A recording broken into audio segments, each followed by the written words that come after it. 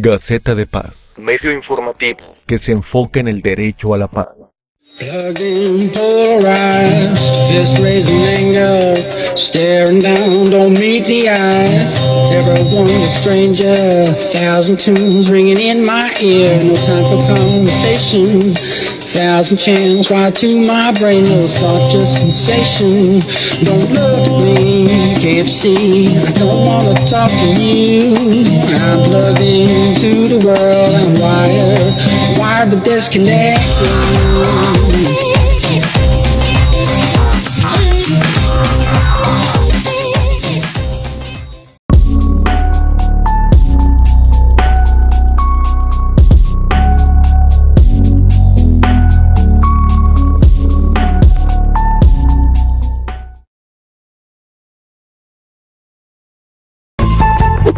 Si mientras caminabas por la calle te topaste con esto,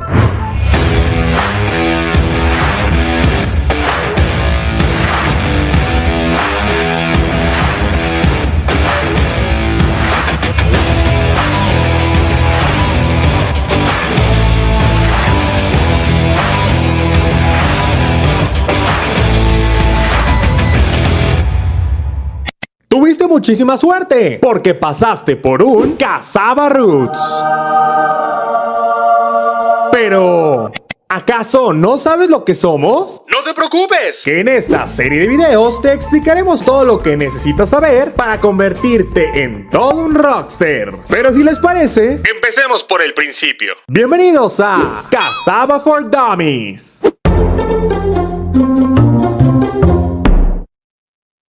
Hace mucho tiempo, en una cultura muy lejana, existió un ser milenario, el Sensei Ichiro Kokoroto, quien mientras buscaba raíces para preparar una bebida que lograra aumentar el desempeño de sus estudiantes de ninjutsu, encontró un curioso bonsái negro, sin hojas y que solo tenía raíces negras. Lo tomó y mientras preparaba esta raíz, descubrió que al hervirlo, emergían unas perlas negras. E Ichiro Kokoroto logró lo imposible. Combinó los tés herbolarios con estas perlas negras y como resultado, aumentó el poder y rendimiento de sus estudiantes en combate. El secreto de Ichiro Kokoroto llegó a América, y en especial a las manos de Daniela y Patricio Lombardo, dos hermanos que con su ingenio y dedicación crearon un concepto único y original.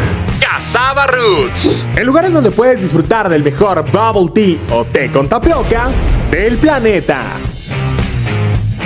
Cazabaroots. Prueba ser original.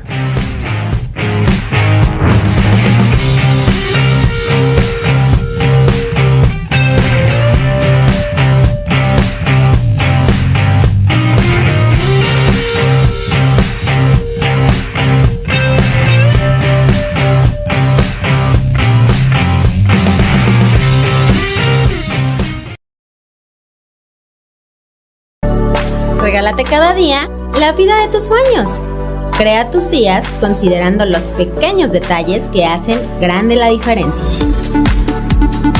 Bienvenido a Mujer Multitask, siempre en movimiento. Mujer Multitask, siempre en movimiento. Bienvenidos una semana más a Mujer Multitask.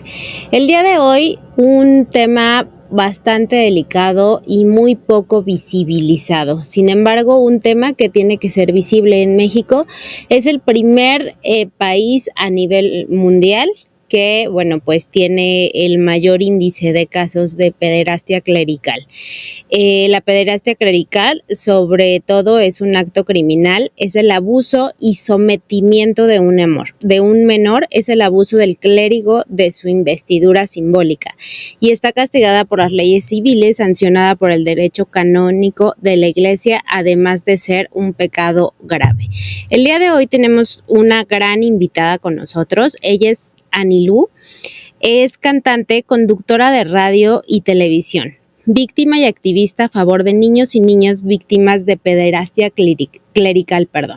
Madre de 3, es de Monterrey, Nuevo León, y a los 10 años incursionó en el radio, Hablada a los 17 en televisión. Desde pequeña hizo participaciones en festivales de canto de carácter profesional y a los 19 estuvo en la academia. Actualmente trabaja en radio y televisión en Grupo Fórmula. Anilú, bienvenida.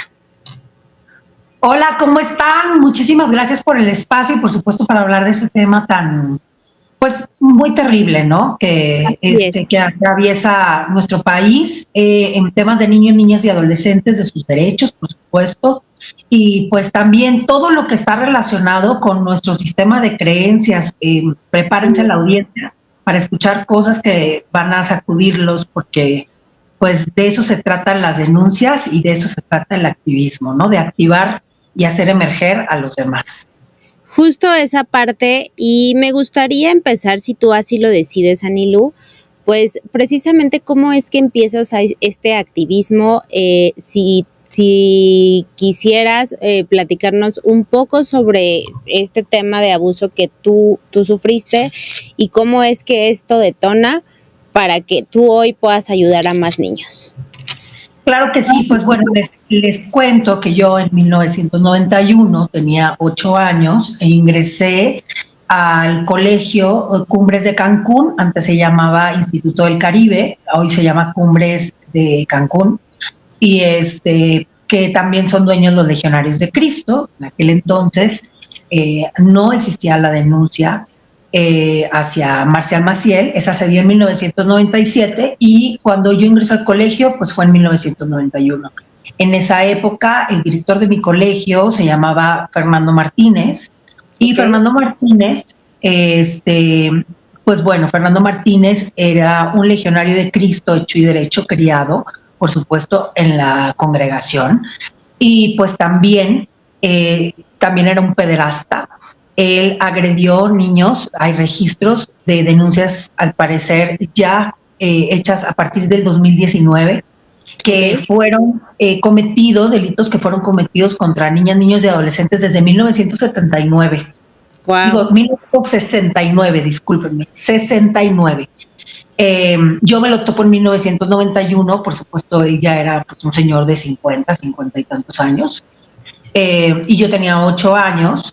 Y él hacía como una pequeña Eucaristía en una capilla montada en un salón del colegio, horario escolar en la mañana, por supuesto. Claro. Y ahí es donde yo comienzo a acudir, porque yo venía de Monterrey, entonces llegamos a Cancún por el trabajo de mi papá, y pues bueno, en la escuela, pues al ver que estaba hasta cierto punto pues muy sola y que batallaba mucho para relacionarme con otras personas, porque pues era la nueva, y aparte pues del norte al sur hay muchas diferencias en la cultura, en la crianza, aunque seamos de México. Entonces pues yo vi la oportunidad de ir a la capilla. Ahí fue donde conozco a Fernando Martínez y donde sucede la primera bandera, ¿no?, roja de violencia sexual infantil, que es cuando tu agresor te elige. Sí. Entonces, obviamente yo no me di cuenta que fui elegida, y me parece importantísimo hablar de este tema porque la gente me dice, es que ¿cómo te sucede eso y no te das cuenta? Bueno, de entrada yo no tenía información al respecto, y hablo de información a mi etapa del desarrollo. A mí mis papás también me decía mi mamá, ay, nadie te puede ver y nadie te puede tocar y nadie puede, o sea, eso también me lo dijeron a mí en algún momento. Yo tenía y tengo una buena relación con mis padres, hablaba con ellos todos los días, mis padres eran padres y siguen siendo padres presentes. O sea, no vengo de una familia desestructurada o rota, o vaya, el contexto de lo que yo vivía fue un cambio de ciudad, de vivienda y de ciudad. Entonces, eso también podía desplegar algunos rasgos en mi conducta, que fue difícil para mis papás poder establecer que yo estaba siendo abusada. Y aparte quiero explicarle a la gente que los abusos no son lineales, o sea, no son lógicos, ni lineales, ni cronológicos, son dispares. Por ejemplo, a veces el abuso empiezan normalizando ciertas conversaciones que tú no encuentras malas, porque aparte no tienes la visión como para poder discernir que está siendo abusada. Por ejemplo, a mí me pasaban las confesiones.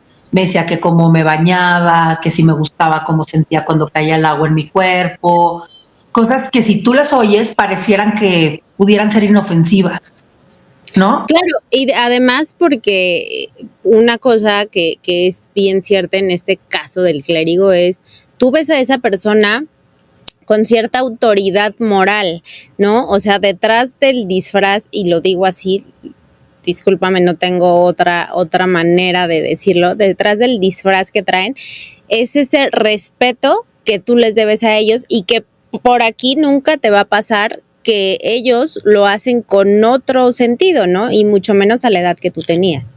Claro, y con la información que yo tenía, que pues, o sea, que información como, o sea, la sexualidad no se comprende a los 8 años como lo comprendes a los 10 o a los 12, 13. Tenemos que entender que cada etapa infantil, cada desarrollo, cada año, pues bueno, es diferente. En aquel entonces, lo primero que hizo, como les repito, fue elegirme, y entonces lo primero que hacen es como esta etapa de que podríamos decir como obviamente captación, el grooming, pero también el love bombing, que le llaman, que empiezan a decirte que tú eres muy linda, que tú eres muy buena, que ellos ven muchas cualidades en ti, que tú eres que tú tienes mucho talento, que eres simpaticísima, que eres muy especial, vaya, te dan esa validación y esa aprobación que tú buscas en cualquier adulto, buscas en tus papás, en tus tíos, en cualquier adulto con el que tú convivas. Entonces, cuando es una figura tan importante como un ministro de culto, así es, como un líder eclesial, por supuesto, y aparte el director de tu escuela, el que da la Eucaristía, una persona que presuntamente está cercana a un Dios en el que tú crees, es muy fuerte, porque aparte el pensamiento de los niños es un pensamiento concreto. ¿A qué voy con esto? Cura bueno, ladrón malo, sin entender ningún otro contexto. Así entonces, para mí era muy fácil establecer también, jerárquicamente estaba totalmente establecida la relación asimétrica. O sea, había muchos factores que jugaban en mi contra, y por supuesto, lo primero que hace un agresor es ganarse tu amor. Claro. Yo lo quería genuinamente, para mí era una persona valiosa, importante, era mi amigo, lo admiraba, todo lo que dijera me parecía perfecto, y sin embargo, con todo y ese escenario, tuve la oportunidad de cuestionarme.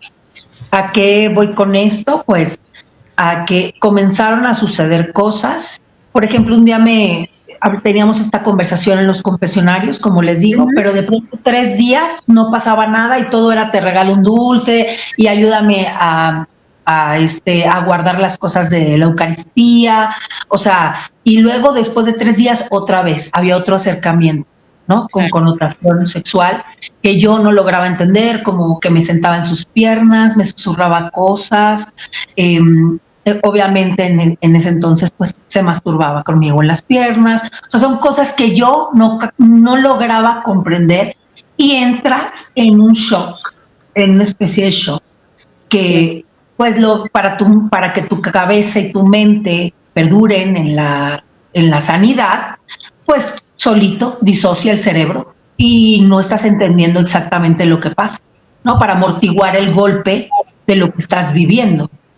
Y poder, digamos que integrar la experiencia de forma más saludable.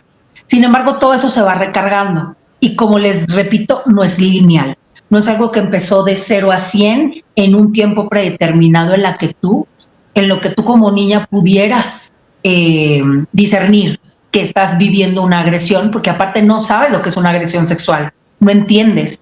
Te podrán explicar que tu cuerpo, qué tal, pero cuando la persona que se gana tu cariño y tu afecto y tu confianza transgrede esas líneas, tú nunca imaginas que te está lastimando mientras te está lastimando, ¿no?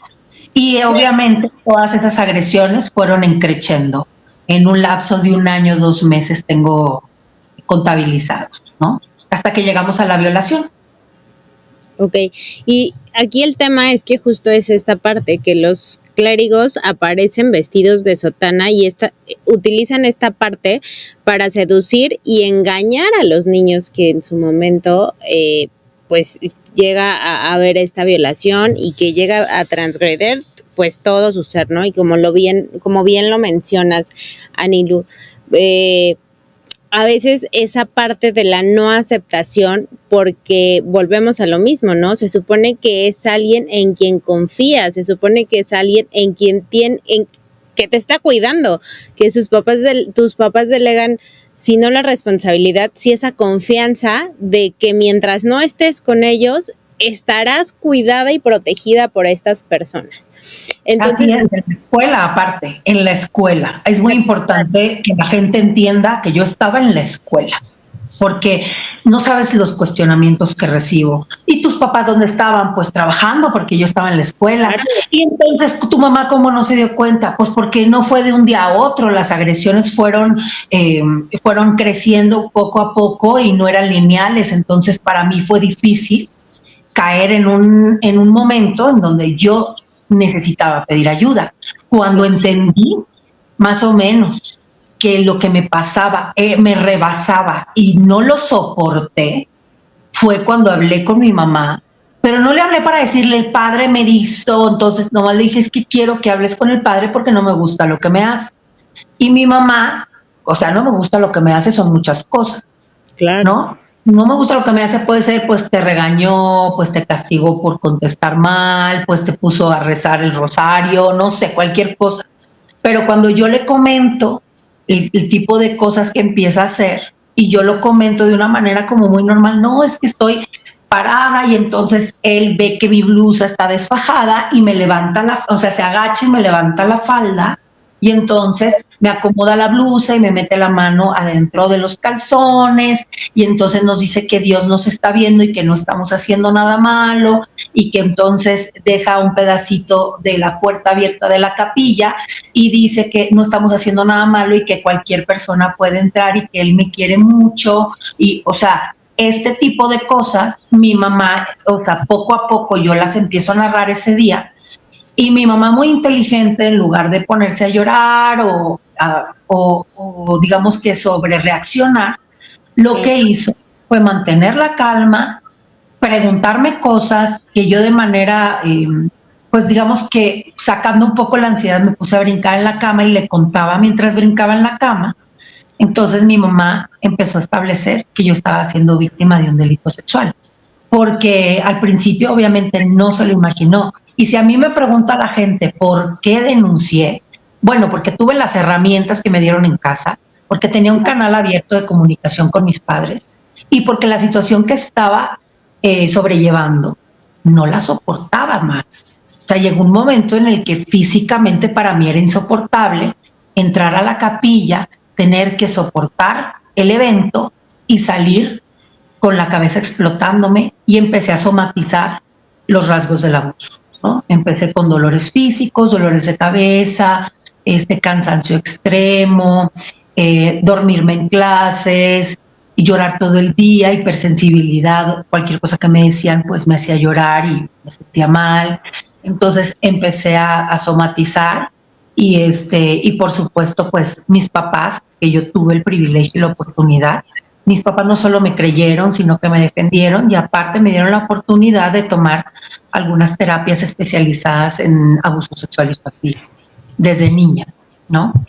Y que esta parte creo que debiese ser, y me gustaría entrar a este tema, cómo darnos cuenta de que nuestro hijo ha sido abusado sexualmente o que nuestro hijo empieza con rasgos de un abuso sexual sin aún llegar a la violación. Sin embargo, sí me gustaría aclarar que a esa edad, o sea, siendo un menor de edad, cualquier tocamiento inapropiado es un abuso sexual, ¿es de acuerdo, Anilu?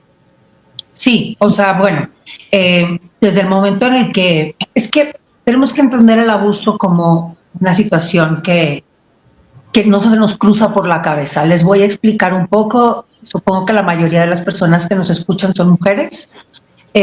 Creo que México es, aparte de ser el país número 1 en abuso sexual infantil y adolescente a nivel mundial, Aparte, las más abusadas y violadas somos las mujeres, comenzando por las niñas, obviamente, y las mujeres, y es un tipo de violencia que desencadena en lo que hoy conocemos como feminicidios, violencias vicarias, o sea, todas las violencias entre ellas se entrelazan, ¿no? Comprender el status quo, ¿no? Que permanece en la sociedad y que nos vulnera como género. Las estadísticas están ahí, tenemos que atenderlas independientemente de nuestro sistema de creencias. Tenemos que atender una realidad que nos atraviesa socialmente, ¿no? Y es que somos un género vulnerado principalmente por los hombres y por los hombres en las familias. Entonces tenemos también que comprender que lo que yo viví está fuera del 70% que sucede dentro de las familias, está en el resto, en el 30%. Sin embargo, los delitos de pederastia clerical también son delitos institucionales. ¿Por qué? Porque es una violencia institucional que ejerce pues una institución eclesial que es la más poderosa del mundo, como la Iglesia Católica, que aparte es la creencia que más se practica a nivel internacional.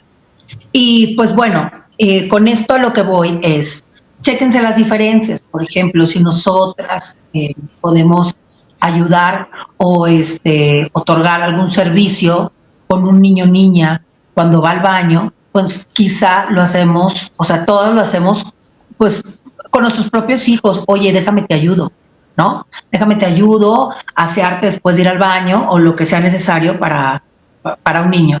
Una persona que es agresora sexual utiliza ese espacio que es necesario para un niño o una niña, okay, y en lugar de ayudar al infante para limpiarlo, va a aprovechar limpiarlo para tocarlo. O sea, tenemos que entender esas diferencias. ¿Cómo? Así de fácil como yo lo limpio y para mí no es agresión sexual porque yo lo ayudo, para un agresor sexual lo limpia para tocar.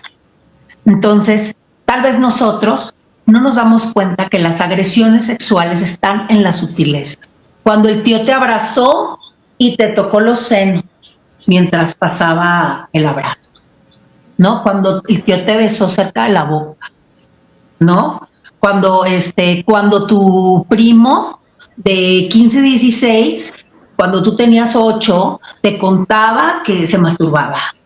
O sea, tenemos que entender las agresiones sexuales como sutilezas. Claro. Y tenemos que entenderlas como humanas, porque si las endemoniamos y las hacemos como fuera de esta tierra o las catalogamos como enfermedades, no estamos atendiendo el problema de manera directa. Tenemos que entenderlas como obviamente unos delitos, pero también como prácticas, prácticas de género y prácticas culturales. ¿Por qué? Porque nosotros podemos echar una vista al pasado y ver cómo nuestras abuelas de 15 se casaban con nuestros abuelos de 30. Y eso era normal. Claro. Cuando tú dime si tú sueltas una chica de 15, una chica de 15, con un señor de 30 y si no se te hace estupro o pederastia. Entonces tenemos que entender que las niñas y adolescentes que están embarazadas hoy, casi todas en su mayoría han venido sufriendo abusos sexuales desde la infancia y para ellas embarazarse a los 14, a los 13, bueno, van por el tercer embarazo y el segundo aborto. O sea, entender la realidad de nuestro país y por qué somos el país número 1 en abuso sexual infantil y adolescente nos va a dar una amplia visión de lo que estamos enfrentando, que es terrible, porque también somos el país número 1 en explotación sexual, en trata de personas, y somos el país número 1 también en la mal llamada pornografía infantil, porque no es pornografía infantil, ya que ellos no están dando un consenso. Claro. Así que explotación sexual infantil, ¿no? Entonces es gravísimo el problema. Y si la gente lo reduce a un tema de falta de educación o de pobreza, están equivocados. Esto también pasa en esferas donde hay una economía extensa. También a las mujeres ricas las abusan y las violan, ¿no? Entonces tenemos que entender que sí hay contextos de mucha violencia o de violencia más explícita, pero la violencia sexual infantil está institucionalizada, digamos, dentro de todos los rubros que enfrentamos nosotros, ¿no? Con esto no quiero decir que a los niños no les pase. De cada 10, 8 son niñas, y de cada 10, 6 son niños. Entonces, también a los niños les pasa, niños y niñas. Anilu, ahorita decías algo que es de suma importancia y es en esto que explicabas, ¿no? Que el abuso sexual empieza por sutilezas. Y también decías algo bien importante que es todas estas creencias que nosotros venimos manejando y que afortunadamente muchas de ellas hemos podido como darles otro rumbo, ¿no? Exacto, y tienes toda la razón, ¿no? A veces esas sutilezas pues pueden llegar a ser realmente tan no marcadas que por eso puedes llegar a ser víctima tan fácil de un abuso sexual o de una violación. Creo que esto que mencionas de simplemente cuando alguien no te da la confianza o tú no te sientes cómoda o cómodo estando con una persona, o sea, ese es una red flag sí o sí en ese momento. Ahorita mencionabas de los abrazos en donde de pronto te tocan el pecho o te tocan las pompas o te tocan así de, ay, iba pasando y me equivoqué, ¿no? No la cintura, como te agarra la cintura, ¿no? Que son, o sea, son partes que hasta tú sientes incómodo, ¿no? Exacto. Muy fuerte. O te abrazan y te agarran un seno por una orilla, o tal vez eres una niña y todavía no tienes senos, sin embargo, te pasan por el pecho porque a los pederastas obviamente les agradan los cuerpos de niños y niñas que no son que no están desarrollados. Les gustan pues los cuerpitos de las niñas y los niños, y es muy difícil determinarlo también. Porque muchas de aquellas muestras de supuesto afecto tú las puedes confundir con un cariño genuino y no te estás dando cuenta que te están tocando con fines sexuales. Eso al principio, cómo evitarlo es complejo. Por eso siempre le digo a la gente, es que tenemos que prevenir, sí, pero tenemos que ver cómo prevenir, porque en las sutilezas están las agresiones y entonces empiezan a normalizarse. ¿A qué voy con esto? Que pues como no es nada de malo que te limpien, pues te vuelven a limpiar y te siguen limpiando, y eso es de algún modo normalizado porque no es ordenada la forma en la que sucede, no es lineal. Entonces unos días te limpian, otros no, hasta que de pronto ya es normal que te limpie y sucede otra cosa. Y hasta que tú normalizas esa otra cosa, sucede otra. Los pederastas son gente inteligente, no están enfermos, lo premeditan. Y eso sí, aprovechan cada oportunidad. Por eso menciono limpiar a un niño o a una niña. Esa es una oportunidad. Eso no es un destino de una mamá o un papá. Eso es una oportunidad. Dejemos de señalar a los padres y a las madres, ¿no? O a las madres que tienen hijos víctimas de sus propios padres, o de los abuelos o de los tíos. Y hablo verdaderamente de las víctimas colaterales, que son estos familiares que de verdad no están involucrados y que también reciben el golpe de que un familiar suyo es un agresor. Así ¿no? Hablo de esa gente. Entiendo que hay otra gente en donde los niños van, hablan con sus madres o con sus padres y no les creen, que es muchísimo, o prefieren que guarden silencio para que el pobre niño, la niña, sostengan la supuesta estructura de la familia tradicional que tienen para no denunciar al abuelo, al tío, al primo, al hermano. Y eso es muy fuerte también, son cosas que cruzan los niños y las niñas. Y luego la sociedad no entiende por qué se suicidan los niños, por qué son violentos, por qué van y agreden, por qué van y se matan a otros cuando crecen. Pues porque crecen obviamente con traumas, con enojos, con violencia sexual. Si la gente supiera todo lo que desencadena la violencia sexual, desde estrés postraumático, ansiedad, depresión, ideas suicidas, consumo y adicciones, actitudes y actividades de riesgo. O sea, si la gente supiera verdaderamente las consecuencias de la violencia sexual infantil y adolescente, entenderían en qué sociedad vivimos y por qué se exponencia esta violencia tan grande que vivimos, y vemos cómo muchas de esas víctimas replican y se convierten en victimarios, otros no. Tampoco es una regla de vida. O sea, una víctima no se tiene que convertir en un victimario.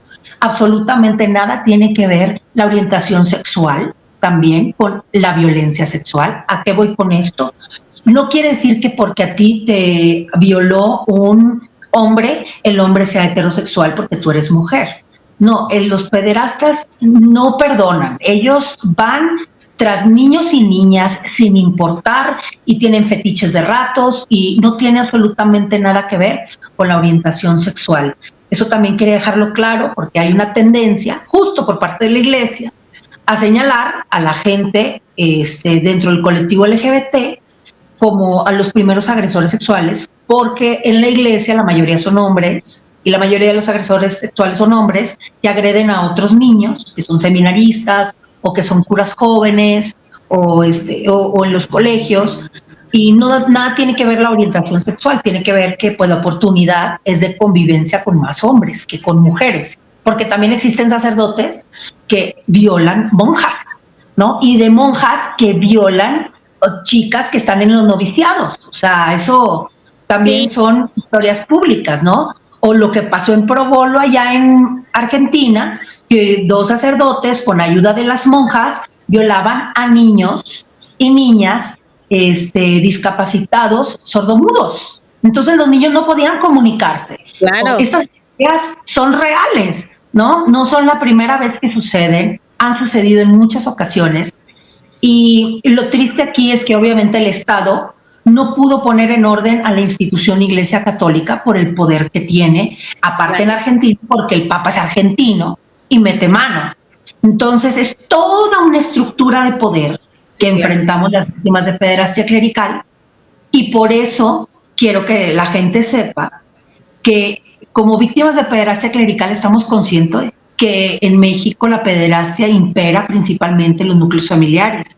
Sin embargo, la pederastia clerical está dentro del espectro de la violencia sexual infantil, y aunque no es de un gran porcentaje, pues no es competencia de ver en dónde violan más niños, ¿verdad? O qué niños importan más. Todos importan. Y estos señores tienen una estructura de poder con empresarios, el que me digas cuál quieres, Bimbo, Televisa, TV Azteca, el que me digas, Teletón se lo trajo Marcial Maciel de Chile, claro. es una empresa, los legionarios, el kilo de ayuda, lo que tú me digas, ONGs como la Freedom, que tiene entre sus haberes a Eduardo Verástegui, a Emanuel, el cantante que trabaja también es del Regnum Christi, de los legionarios. O sea, y que aparte los legionarios y el Opus Dei pues son las primeras fuerzas que mantienen económicamente a la iglesia, en los colegios, en el Estado, donde ustedes me digan, estos señores están infiltrados. Y no es lo mismo enfrentarte en México, tristemente, a un Juan Pérez que a un Marcial Maciel. Es correcto. ¿No? Creo que aquí el gobierno prefiere no actuar por el peso político, que la Iglesia Católica y en sus congregaciones en las élites económicas, y por un presidente que busca pues diferentes alianzas, ¿no? Con estas iglesias religiosas. Y también otra cosa es en este caso de autoridades. La autoridad para la Iglesia Católica es la postura del Papa Francisco, y él pues según esto tiene una postura muy abierta sobre el tema. Sin embargo, una cosa es querer y otra cosa es poder, ¿no? Y hacer. Y hacer, por supuesto. Y creo que aquí pues estamos mal, más mal todavía. Fíjate que yo siempre digo que el Papa Francisco es el Papa de la vergüenza, nunca el Papa de la justicia, porque él siempre sale a decir que es una vergüenza, que la iglesia y qué tal, pero encubre al del sodalicio, encubrió a Graci, ayuda en Juan Pablo, que está canonizado, lo canonizó el Papa Francisco cuando fue el encubridor de Maciel. Y no solo él, Ratzinger también lo encubrió, porque hay gente que cree que Ratzinger se peleó con la iglesia por poder limpiarla, y por supuesto que no. En la época de las denuncias que se hicieron dentro de la propia Iglesia Católica, por ahí de los años 50, porque la congregación de Maciel empieza como en los 40, en los años 50 se empiezan a recibir las primeras denuncias en la oficina de la Congregación para la Doctrina de la Fe, que justo manejaba Ratzinger. Ratzinger era la mano derecha de Juan Pablo II. Ratzinger fue quien le contestó a los primeros denunciantes de los Legionarios de Cristo, de Marcial Maciel, que no quería incomodar al Papa con estas noticias tan tristes. Hombre, Juan Pablo y Maciel eran íntimos. Eso se sabía, que él era un pederasta, y ellos lo encubrieron, y aparte él pagaba. O sea, Maciel regalaba propiedades, autos, o sea, todo está documentado. Hay literatura al respecto, no se crean que yo hice toda la investigación sola. Pero quiero que sepan que de esa congregación, en la primera generación de seminaristas, se crió Fernando Martínez, mi agresor, quien también fue víctima de Maciel a los 15 años, lo abusó sexualmente Maciel. Y él, de la estructura de la congregación, replicó esas violencias, y desde 1969 tiene registros de haber abusado de niños, niñas y adolescentes. Yo lo denuncio abiertamente en 1992, porque hay mucha gente que me dijo, es que te tardaste 30 años en hablar. No, yo denuncié a los 9 años en 1992, pero el obispo de aquel entonces, Jorge Bernal, que ya falleció también, un encubridor de pederastas, por supuesto que evitó que mis papás denunciaran ante las autoridades. Los empresarios de aquel entonces, que son los fundadores del Colegio Cumbres de Cancún, ustedes los pueden ver en la página oficial, ahí vienen los nombres de todos. Ya quitaron el nombre de Fernando Martínez, creo, porque les da vergüenza, pero él fue el primer director. Y entonces ahí vienen los nombres de todos los donadores y todos los que hicieron el colegio. Todos esos empresarios eran de la mesa directiva de padres de familia, y por supuesto dijeron que de esos temas no podían estar hablando. El director territorial de los Legionarios de Cristo en aquel entonces, Eloy Bedia 10, que todavía vive, que es macielista de Hueso Colorado, bueno, pues él le dijo a mi papá que teníamos que entender que el padre era hombre y que yo también hacía cosas, ¿verdad? Que esto no pasa de gratis, ¿no? Entonces, que la niña de 8 años, pues algo ha de haber hecho también la niña, ¿no? Y entonces mis papás empezaron a enfrentarse no solo ante la Iglesia Católica y ante los legionarios, sino ante los empresarios, gente que les decía, si no te gusta, vete de la ciudad. O sea, le cerraron negocios, los boicotearon, hubo una persecución fuerte por parte de la Iglesia, de los empresarios, de la sociedad de Cancún, y nosotros pues tuvimos que regresarnos a Monterrey, perdimos todo. Yo denuncié y perdí todo, y lo primero que perdí fue al amigo que yo quería, y eso me dio una tristeza profunda, en donde yo lo que quería era morirme, porque no entendía que todo lo que yo había vivido era una mentira. Entonces no solo fue el proceso de mi familia, porque también perdí a mis papás de algún modo, nunca volvieron a ser los mismos. Los vi llorar y me sentí culpable, me enfermé de dolor, me quería morir. Perdí, por supuesto, mi alegría. Tardé mucho tiempo, empecé con depresiones infantiles, con ataques de ansiedad a mi corta edad. Por más que tenía terapias, pues era muy difícil que yo me pudiera adaptar socialmente. O sea, vaya, las secuelas son fuertes. Y aparte nos regresamos a Monterrey, nos tuvimos que regresar a Monterrey derrotados, ¿no? Y todavía en Monterrey nos persiguieron.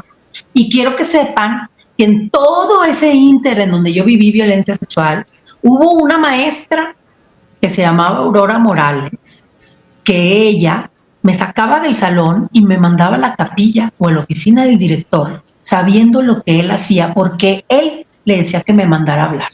O sea, era una captora, era una cómplice. Sí, claro. Y eso fue tremendo, porque ella aparte era la maestra era la prefecta de disciplina de la escuela, y aparte nos daba clases de valores y catequesis dentro de la escuela. Y entonces quiero que sepan que el cura que me violaba me hizo la primera comunión. Imagínense la cabeza. Imagínense la cabeza. Cuando yo entendí más grande que todo esto me pasó y que, como decía el cura, Dios nos veía y no hizo nada, un choque en mi sistema de creencias muy fuerte. Porque a final de cuentas, hasta hoy digo, ¿por qué voy a creer en lo que diga cualquier trabajador de esa institución sobre un Dios. Sí. Yo sí que perdí todo, hasta mi propio sistema de creencias. Pero ¿saben qué no perdí?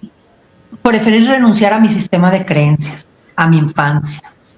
El dolor de ver perder a mi familia. El dolor de perderme a mí misma, porque nunca volví a ser la misma. Yo me morí en esa capilla y salí siendo otra persona, diferente, con dolores nuevos, con traumas que no sabía dónde ir, cómo integrar y cómo sobrellevar. Pero lo que recuperé y no he perdido es a mí misma. Y si yo tengo que renunciar a todo mi sistema de creencias por tenerme a mí misma, siempre me voy a elegir por sobre cualquier Dios. Esto que mencionas es sumamente importante, y es que un poco leyendo lo que mencionas, que hay mucha bibliografía de esto, justo estaba viendo y leyendo que el destape de los abusos fue contra Marcial Maciel fue en 1997 por José Barba, que bueno, ellos le enviaron una carta a Juan Pablo II y ellos eran exmiembros de los Legionarios de Cristo, y me imagino que de esa camada seguramente es tu abusador por la edad que tú me mencionas. Compartió con ellos. Así es. Por la misma edad que tú me mencionas, ¿no? Y que bueno, pues en esta parte, la carta de que después de que la ve Juan Pablo II en 1994, Marcial era un modelo para la juventud, ¿no? En ese entonces, y entonces por eso Juan Pablo II lo encubrió tanto. Muchos escuchaban una entrevista que le decían, ¿cómo Juan Pablo II, si ha sido el papa así, guau, el más querido, el que toda la gente casi que añoraba tocarlo siquiera? Pues sí.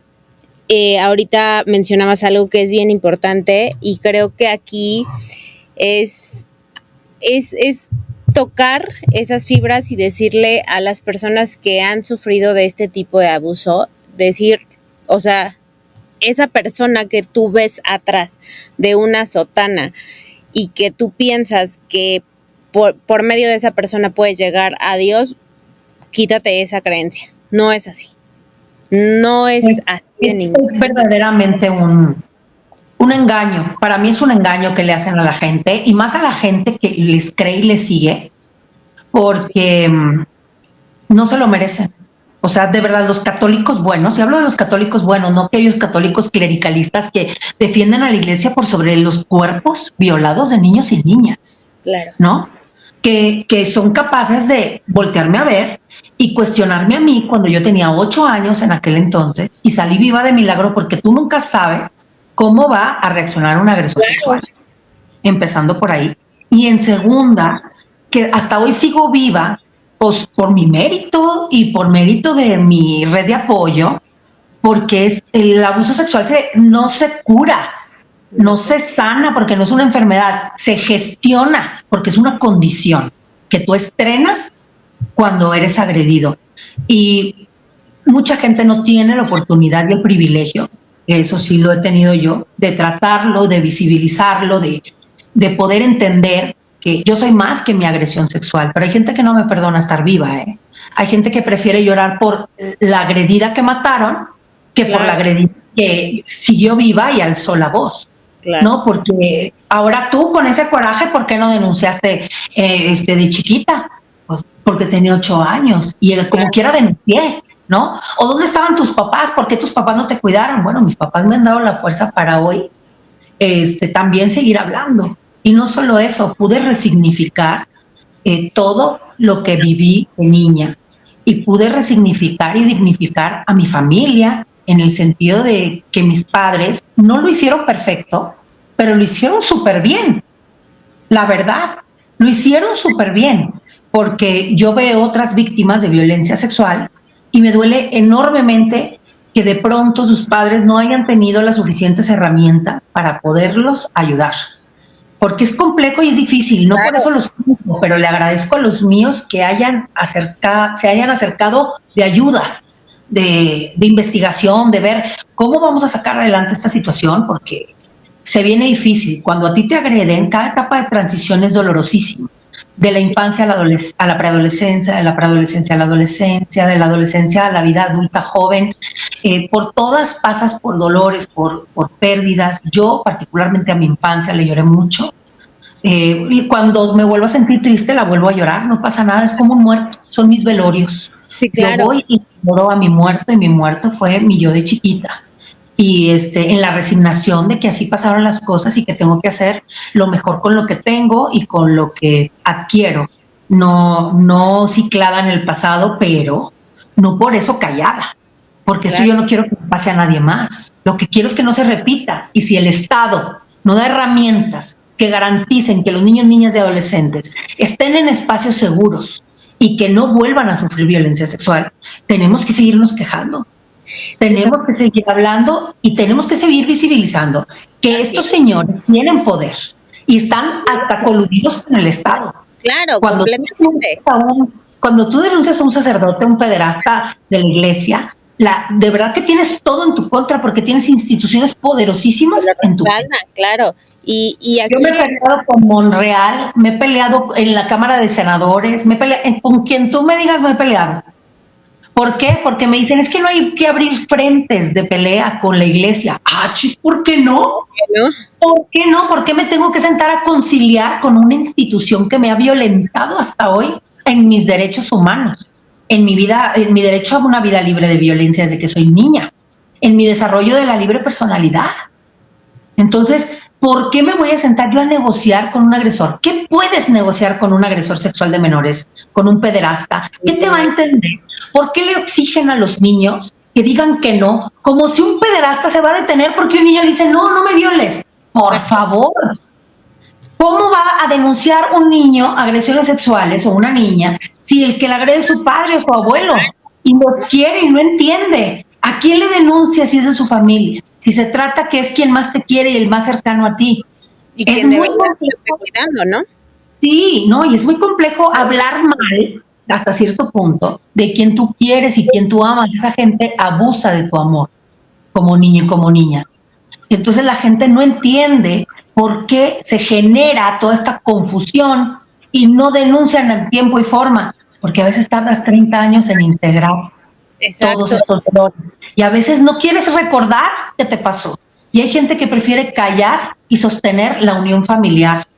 Y bloquear esa parte que pasó en tu vida, ¿no? Ahorita decías algo súper bonito, y es el resignificar lo que te ha pasado. Y el resignificar no quiere que digas, no quiere decir que olvídalo todo y entonces tú vas a hacer todo lo posible para que nadie le pase. No, a ver, espérate. El resignificar tiene que ver justamente con esta parte de hacer las cosas diferentes, tener muy claro lo que te pasó, tener muy claro que fuiste abusada y reconocerlo como tal. Mira, yo la verdad es que nunca he estado a favor de los colegios católicos en ningún nivel educativo, precisamente porque creo 100% que además que está respaldada por una autoridad política, está respaldada por una autoridad eclesiástica. Y entonces, pues obviamente no vas tu palabra no va a ser más que dos autoridades de ese nivel, ¿me entiendes? Yo personalmente, sí, claro, y menos un niño. Yo estoy súper en contra de esas instituciones, de todas esas escuelas. A lo mejor ahorita voy a salir linchada de aquí, pero no, eso para mí no es. De aquí, porque a final de cuentas te voy a decir, la diferencia en que te viole Juan Pérez a que te viole un cura es que es más fácil abrir un proceso contra Juan Pérez a que obtengas justicia por señalar a un cura. Esas son 1 en 1,000,000 las víctimas de la pederastia clerical. Tenemos que hacer nuestros casos públicos, no porque nos guste ser públicos, simplemente porque es una necesidad para obtener un poco de justicia.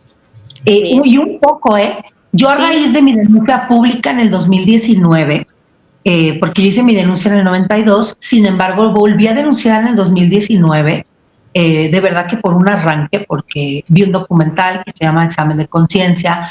De ahí escuché a una víctima en España, la víctima era de los maristas, creo, y él narra que a su mamá y a él le dijeron que el cura que lo abusó iba a tener como penitencia y castigo cuidar ancianos o sea, ancianitos, señores y señoras de la tercera edad, el resto de su vida hasta que falleciera.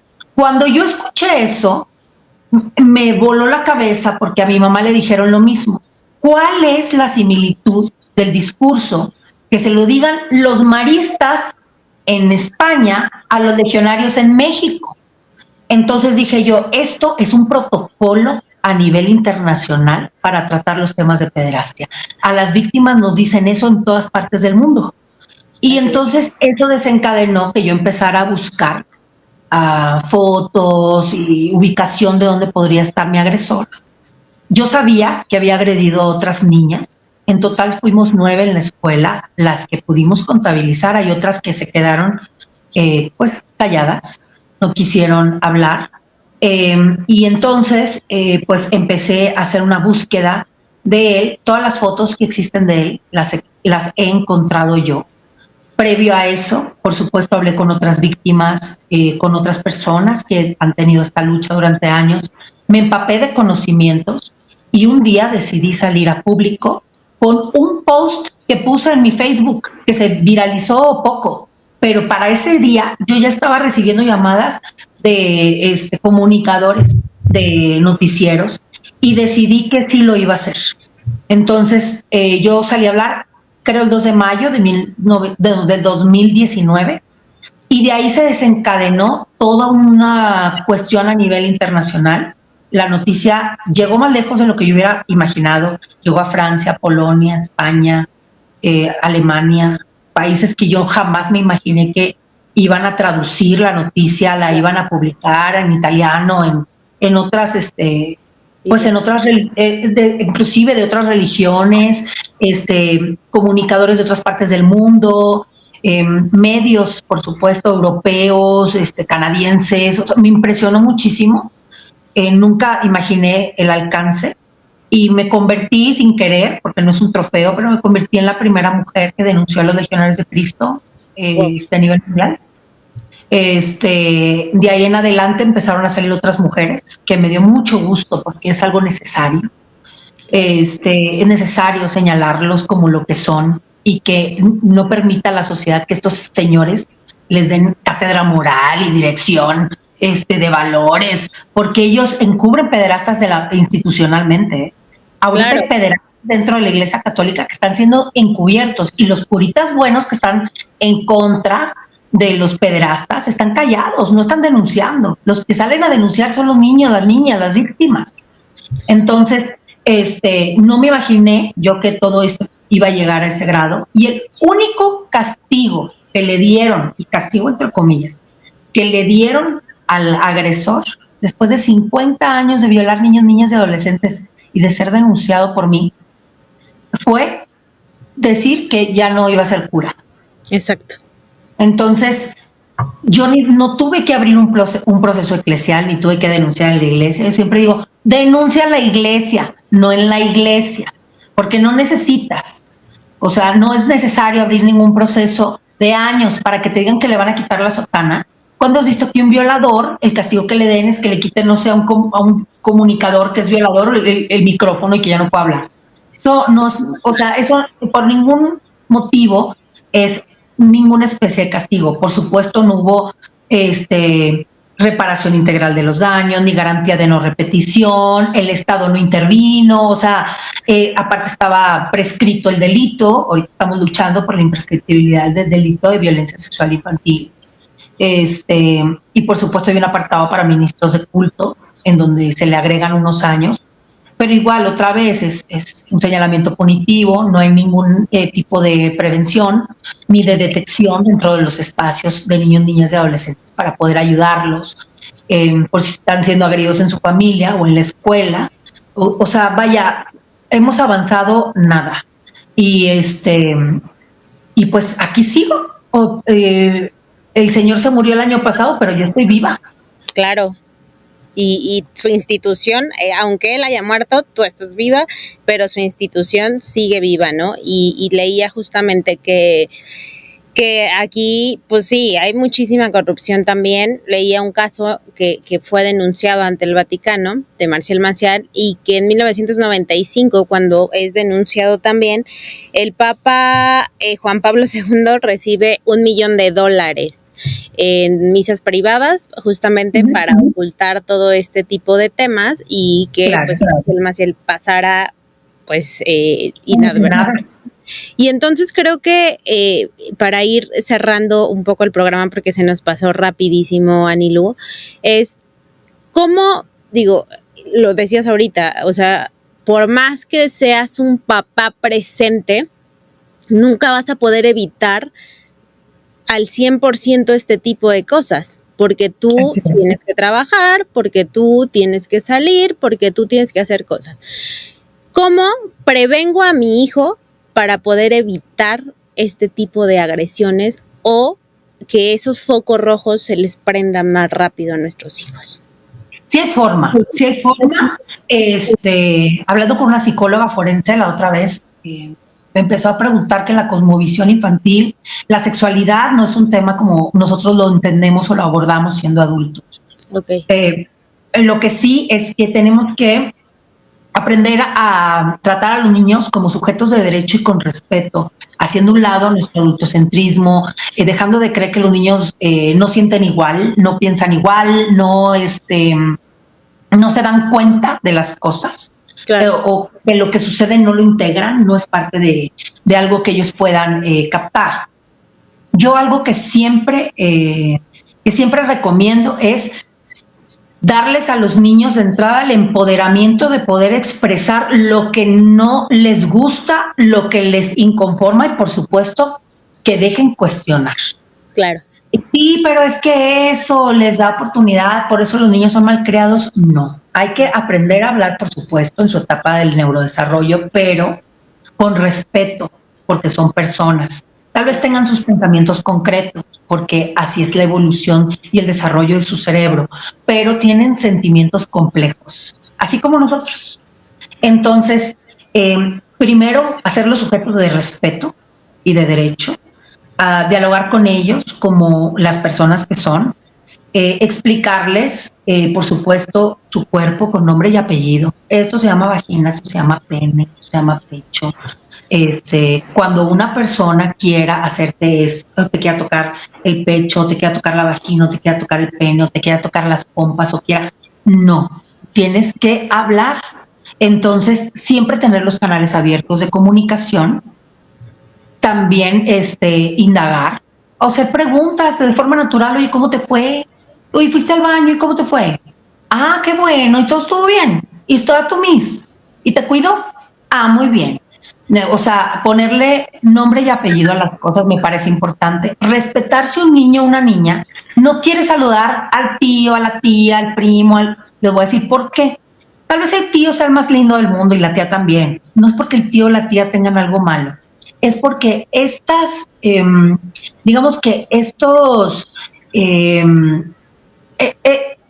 que se nos levanta para este instinto que nos brota cuando sentimos algún peligro, claro, aunque el peligro no esté ahí, es un ejercicio que hace nuestro cuerpo y debemos permitir que suceda.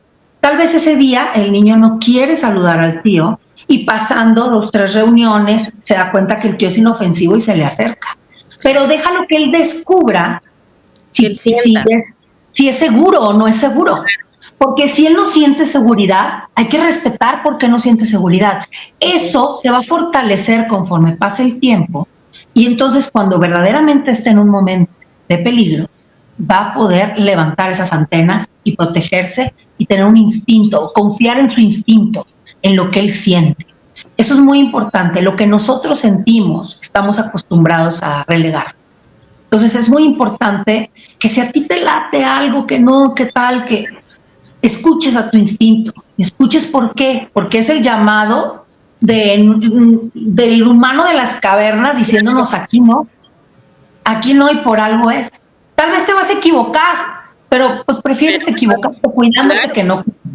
Entonces siento que hay varios ejercicios que podríamos hacer a las niñas, principalmente las madres de verdad y los padres, enfoque de género. ¿Qué es eso? Oye, vivimos en un México desigual para niñas. Necesitamos que las niñas aprendan que sí son sujetos vulnerables, pero que tienen derecho a que si una niña no quiere que pases a su cuarto, un hermano suyo, no pasas a su cuarto porque es su intimidad, es su privacidad. Enseñarlos a tener privacidad e intimidad también. Enseñarlos a que nadie tiene por qué, sécate tú, aprende tú, hacerlos autosuficientes en ese sentido. Claro. Los espacios que no podemos nosotros pues manejar, ¿no? Porque no estamos presentes. Esto de yo estoy 24/7 con mi hijo es mentira y hay que empezarlo a aceptar como madres y padres. Eso es una mentira porque en la escuela no estamos con nuestros hijos o en las clases particulares donde toma solo con un maestro, claro. O en otros espacios, ¿no? O cuando se los prestas a otra mamá para que se vayan a jugar con el amiguito o la amiguita. Vaya, es mentira, todos dependemos de la colectividad y de los cuidados colectivos. Entonces, no es cierto que podemos solos. Al contrario, entre todos, tendríamos que entender que los niños son de todos nosotros, de la sociedad, y son el resultado de nosotros y de nuestra sociedad. Y hay que cuidarlos porque cuando eres mamá de uno, eres mamá de todos. Sí, así es. ¿No? Esto es bien importante y de verdad que te agradezco esta apertura, te agradezco el que hayas elegido aceptar la invitación, y el que nos ayudes a visibilizar este tema tan delicado pero tan real. Este tema que muchas veces lo quieren ocultar pues sabemos que hay muchísimos poderes y por esta parte que México tiene en este caso muy centrada de decir, no, es el padre, es la iglesia, lo tenemos que respetar, ¿no? Y creo que hoy debemos de romper con esa creencia, y no estoy invitando a nadie que deje la religión católica o su religión. No, cada quien sus creencias, nada más aterrizarlas. Exacto, es aterrizarlo y verlo desde un lado y desde una postura real y no fanatismo, porque aparte esta es otra cosa, ¿no? Cuando entran en un tema de fanatismo, bueno, pues obviamente la iglesia es intocable y pues ni te voy a creer, ni... Nada es intocable, todo es cuestionable, yo siempre digo eso. Tenemos que cuestionar a las instituciones de poder, entre ellas a la iglesia. La iglesia está compuesta por seres humanos y fue hecha por seres humanos. Más allá de tus creencias, que son respetabilísimas, porque yo nunca invito a nadie a dejar de creer, sin embargo, yo particularmente decido qué creer y qué no creer. Lo único que tenemos y que es real es que la iglesia es una institución terrenal que conduce los humanos. Claro. Y ante eso tenemos que entender a qué nos enfrentamos. La iglesia no es igual que enfrentarte con no es igual que enfrentarte con el INE, ni lo cuestionan igual que el INE, por ponerte un ejemplo, o que la CONAVIM, o no es igual que enfrentarte a una empresa como Coca-Cola, o como una televisora. No, la iglesia es una institución internacional que tiene un poder tremendo, político, social, económico, ¿no? O sea, empresarial inclusive. O sea, tenemos que entender qué ente político es la iglesia, porque aparte el Papa es jefe de Estado. O sea, es político, pero a la vez es Papa, pero a la vez es el que Dios que ellos estipulan, es el que lo guía. Todo, ¿no? Todo lo que significa el Papa es muy fuerte, claro. ¿No? Y por último, yo le diría a todas las víctimas que no están obligadas a perdonar, que perdonar no los va a hacer mejores ni peores seres humanos, que no tienen que perdonar porque nadie tendría por qué perdonar a un pederasta, ni siquiera una institución que los encubre, sea cual sea, que cortar de raíz está bien, que buscar otras redes de apoyo y construirlas está bien, que no eres solo una víctima, que tú no querías ser víctima, que tú no lo elegiste, que no te estás victimizando, te victimizaron, que nada de lo que te pasó tiene una razón de ser, o sea, no te pasó para que tú seas tal o cual, eso tú lo puedes decidir en tu autonomía. Y me encantaría que la gente verdaderamente, en lugar de darle tareas a las víctimas como debes de perdonar, debes de ir al psicólogo, debes de ir al psiquiatra, debes de sanar, no debes de estar enojada, no debes de... No, yo les voy a decir, enójate tú, porque no puede ser que violen niños y niñas y no haces nada y duermas tranquilo, ¿no? Deja a las víctimas que se enojen y vivan sus procesos que son humanos, ¿no? Sí, claro. Cuestionen a los agresores y a las instituciones que los encubren. A esos debemos de cuestionar y darles tareas. Oye, no vuelvas a violar. Oye, tienes que pagar ante la ley. Oye, tienes que reparar a las víctimas, ¿no? O sea, esos son los cuestionamientos que deberían de existir y no venir a profetizar. Eso es algo que a mí, a las víctimas de pederastia clerical, venir a decirte que utilices las mismas creencias con las que te abusaron para No hay curarte, es una locura. No hay forma. Es una locura. Coincido Déjenos, ¿no? Escúchenos y déjenos en paz. O únanse a nuestra lucha, porque no está bien que estos señores violen a los niños y a las niñas. Así ¿no? es, coincido completamente contigo. Y Anilú, me gustaría si pudieses regalarnos tus datos, cómo se pueden acercar a ti, en caso de que haya alguna persona que el día de hoy nos escuchó o que en los podcasts grabados escuche esto, ¿hay alguien a la quien te puedes acercar?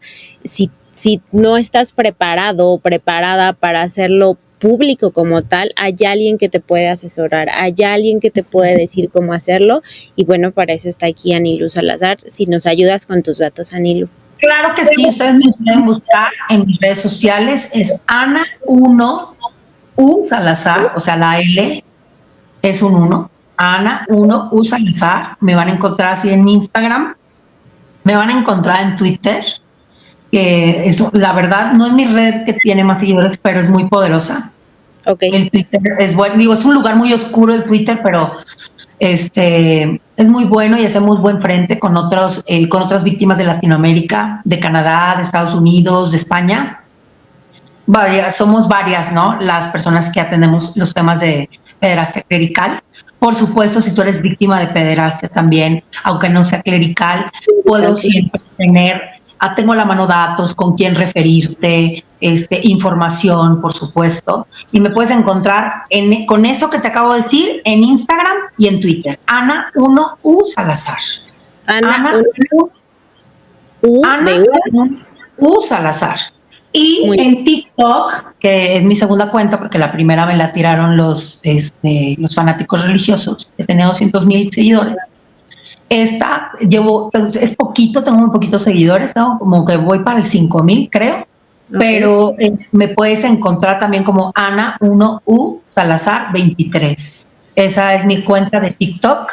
Ahí es donde pues lanzo información, videos, etc. Y pues también siempre tengo mis inbox abiertos. En Facebook me puedes encontrar como Analu Salazar. También estoy ahí.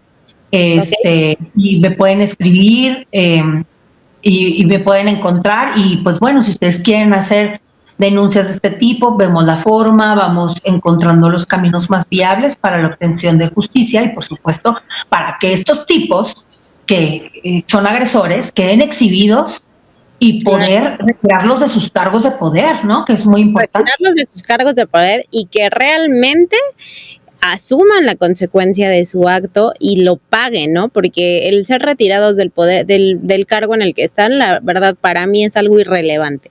Claro, entiendo. Pero a veces quedan 20 años encubiertos, como la mano derecha de Norberto Rivera, por ejemplo, ¿no? Que también protegió a Maciel. Entonces, es importante que tengan cara para que la gente sepa quiénes son, qué poder tienen, para que los retiren al menos y no estén más en contacto con niños, niñas y adolescentes, para detener, ¿no?, esta cadena de violencia que ellos generan, y también a los encubridores y a los captores, ¿no?, que a veces son mujeres también, que son monjas consagradas, facilitadoras, secretarias, que trabajan todos con el curita, con el obispo, con el padre, o el obispo que encubre al sacerdote, al seminarista, vaya, es toda una cadena tremenda. Y la verdad, fíjate, ahorita que dije seminarista, nada más para cerrar, por favor no vayan y dejen a sus hijos y a sus hijas porque sienten algún supuesto llamado de Dios. No vayan y los dejen a los seminarios. Ahí es donde más abusan de niños, niñas y adolescentes. En los seminarios. Sí, coincido completamente contigo y pues creo que a nosotros como sociedad nos queda hacerle frente a esta situación, a este gran problema que no ha sido tocado realmente con la delicadeza, pero también con la contundencia que esto merece.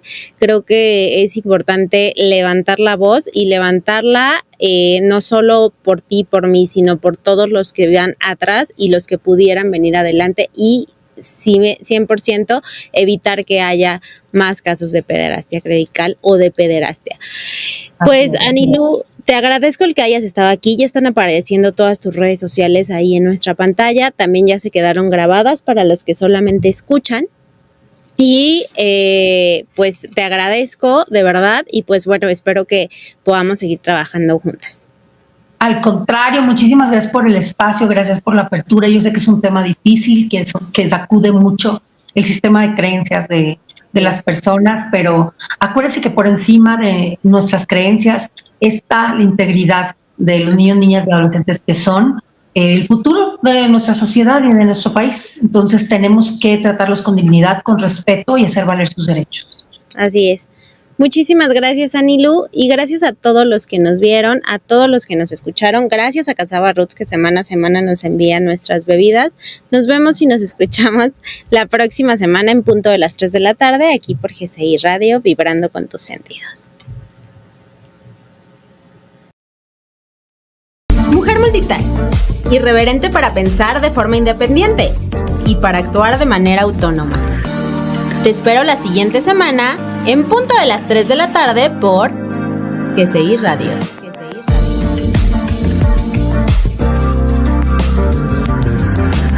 Vibrando con tus sentidos. Las redes sociales: GCI Radio MX, Instagram, Facebook, Spotify, TikTok, YouTube, Twitter. GCI Radio MX. GCI Radio. Plugged in, polarized, fist raising anger, staring down, don't meet the eyes. Everyone's a stranger, 1,000 tunes ringing in my ear. No time for conversation, 1,000 channels wired to my brain. No thought, just sensation. Don't look at me, can't see. I don't wanna talk to you. I'm plugged into the world, I'm wired to disconnect.